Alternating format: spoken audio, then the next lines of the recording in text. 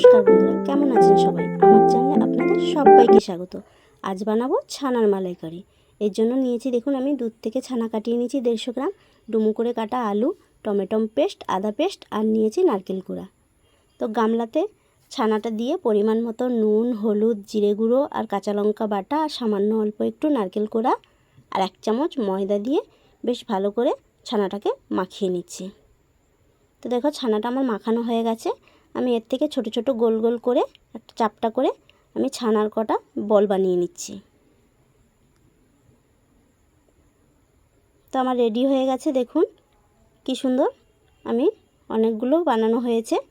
তো এবারে কড়াই গরম করে সাদা তেল দিয়ে তাতে এক এক করে ছানার বলগুলো ভেজে নিচ্ছি।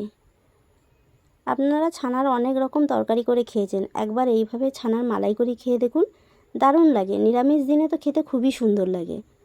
তো আমি সব কটা দেওয়া হয়ে গেছে, এবারে উল্টো পাল্টা করে আমি লাল লাল করে ভেজে নিচ্ছি।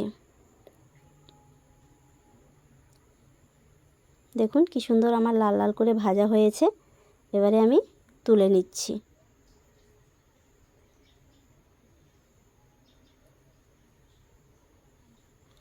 সব কটা তোলা হয়ে গেলে এবারে আমি যে আলু কেটে রেখেছিলাম ডুমো করে, সেই আলুগুলোও আমি সামান্য একটু লবণ দিয়ে লাল করে ভেজে নেব।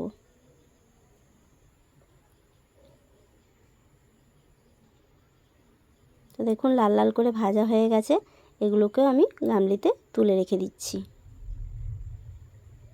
সব কটা তোলা হয়ে গেলে যেই তেল ছিল ওই তেলেই আমি রান্না করব।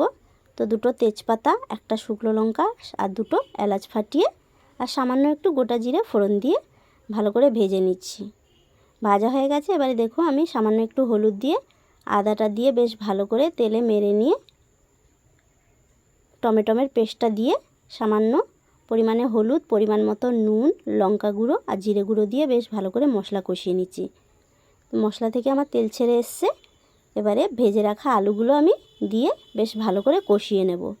তো শুকনো হয়ে গেছে, এবারে যে নারকেলটা ছিল কোড়ানো সেটা আমি দুধ বের করে নিয়েছিলাম, দেখুন বের করে নিয়ে এবার পরিমাণ মতন জল দিয়ে আমি ফুটিয়ে নিয়েছি। তো আমার ফুটে গেছে, এবারে ছানার বলগুলো দিয়ে বেশ ভালো করে নাড়িয়ে মাখা মাখা করে সামান্য একটু গরম মশলা দিয়ে দিচ্ছি। রেডি হয়ে গেছে দেখুন আমাদের ছানার মালাইকারি।